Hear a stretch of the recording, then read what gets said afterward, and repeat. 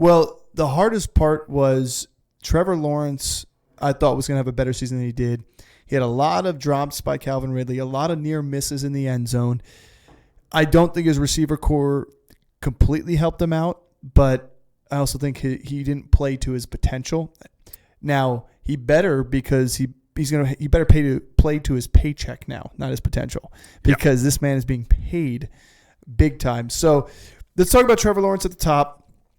You can get him at value. He's one of those value guys right now in drafts. You can get Lawrence. You can get Herbert. You can get these guys down there that are going to give you a good return in terms of quarterback play. That I think if there's a year to fade the top quarterbacks based on ADP, it's this year right now, especially because the group of those guys that are there and the output they could give you can still be a top 10 performance in quarterback. Yeah, for sure. We've done enough drafts at this point where we're seeing Lawrence go really late. Lawrence and Herbert, Aaron Rodgers, Stafford, Goff, like all these guys are down. The rookies are going before them. And here's the thing with those guys, right, is that their ceiling is really not there. They're giving you a decent floor, and they're giving you enough of a ceiling where you can manage games at other position.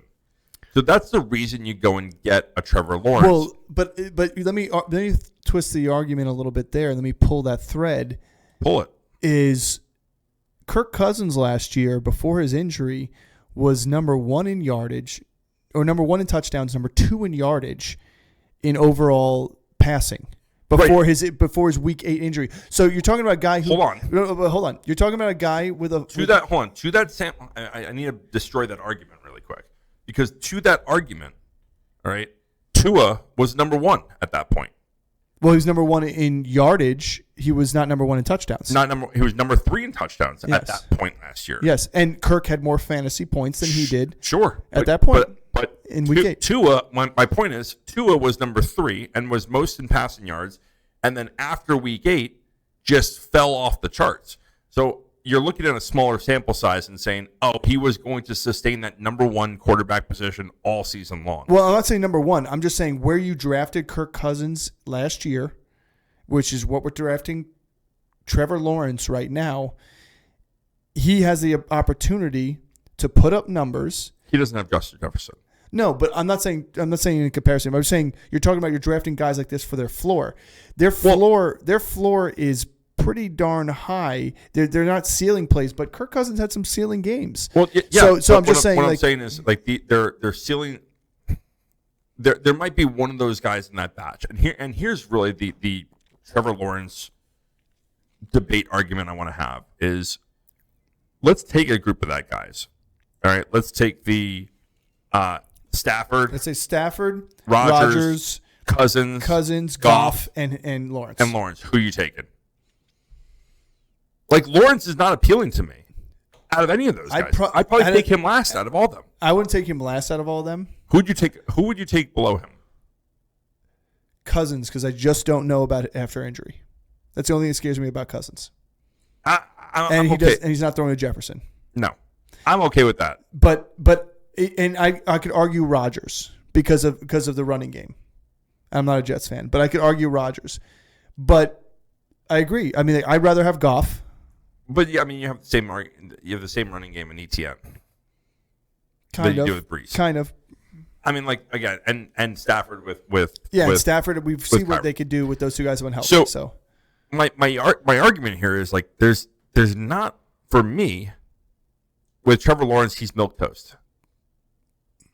Which is funny for a number 1 overall pick. But from a fantasy perspective, yeah, like, I agree. As a franchise quarterback, yeah, like he's decent enough. Like he gives you a decent enough floor. He can keep you in games. He's not going to lose games. I mean, maybe not lose you games, but there's, from a fantasy perspective, I really don't. There's nothing that's attractive to him other than like the weapons that he has around him. But who do you like? That keep changing. Well, who do you like more around? Like, again, let's take Stafford and Rodgers and him, because I actually think Lawrence has better weapons than Cousins does. He does. But let's take Stafford. Let's throw Goff into this mix. Goff, Stafford, Rodgers, and then Lawrence. Lawrence, I think, has the worst weapons out of all those guys. in terms of receiving. I mean, it's hard to say that because for Stafford, he's got 2 wide receivers.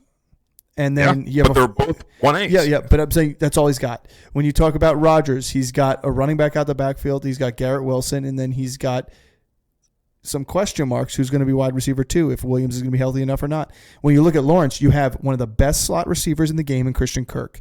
You get Gabe Davis, who we saw what he can do in Buffalo. And then you have ETN as well. Like, I think he's right on par with those other 2 guys, arguably. The question marks that we're having, listen, the question marks that you're having with Gabe Davis, I think you can make the same thing with Mike Williams. But I don't have question marks with Gabe Davis. I do. I don't. I just think I think that whole offense in Buffalo was inconsistent. I mean, you saw there was not enough mouths to feed with Stefan's big mouth. That's the problem. And when Stefan didn't get fed, Gabe Davis had big games. When Stefan got fed, Gabe Davis faded away. So I think that's what you got to look at there. I think there's a lot more to pass around here because Evan Ingram is the other one I didn't mention, who, again, we'll talk about him shortly, but hyper-targeted tight end, one of the top targeted tight end last year. He still put up massive numbers for this team and in 2 consecutive seasons with this offense. Yes, I mean, this is the thing where I don't see the upside appeal of Lawrence over those other guys. And maybe, again, it's a bias with, like, it's the devil I know versus the devil I don't. I really haven't loved Lawrence since he's come into the league as a fantasy quarterback. And it's really not if he's going to be a backup that I get, sure. But, like, where he's going in our the drafts is around those kind of guys.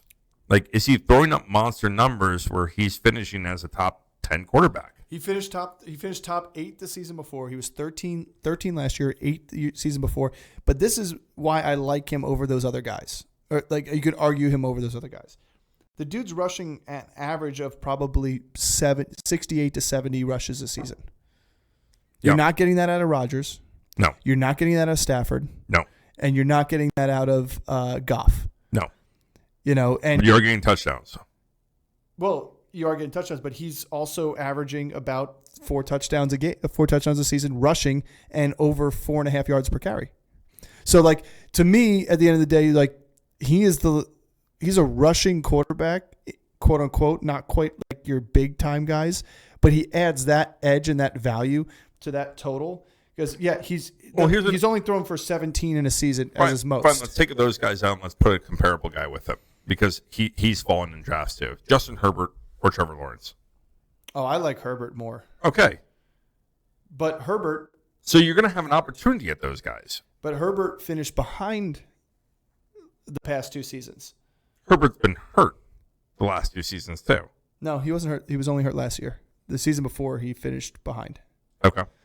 And Herbert hasn't rushed for over 63 rushes in a season. So he's not topping out over 70 in rushes. And his rushing ability is not that of Trevor Lawrence's. Like, I mean, we watched Trevor Lawrence in college. Yeah, he's a mobile enough quarterback. He's not a mobile quarterback, but he's mobile enough. I wouldn't call him mobile enough. I would call him mobile-ish. Because he's more mobile than mobile enough because Herbert's mobile enough. He's being drafted in kind of the 10 to 15 range of quarterbacks off the board. So are you probably even late? Our last mock draft, he was drafted after Tua, after Purdy. Right. After Herbert. I would take all those guys over him. Yeah, I would too. I'm saying those guys I would take over. Love and Dak and I mean obviously all the top guys that we don't even need to talk about, but like I'm taking all those guys over him. So judging by this conversation, we can move on to the running back spot. We can move on to the running back. But you're just avoiding Lawrence. Period. I'm avoiding Lawrence. Yeah. Okay. I think there's better, and it's not that I hate him. It's that I think that there's better options for where you kind of have to take him or where he's falling to. I'd rather wait another round and get one of the other guys. Like I don't think that there's that big of a drop off. Here's the question. I think this is a bigger one. Him. Or Deshaun Watson. Deshaun Watson. Yep, me too. I'm with that too. Deshaun Watson is a limited sample size, had like 27 carries last year. Yeah.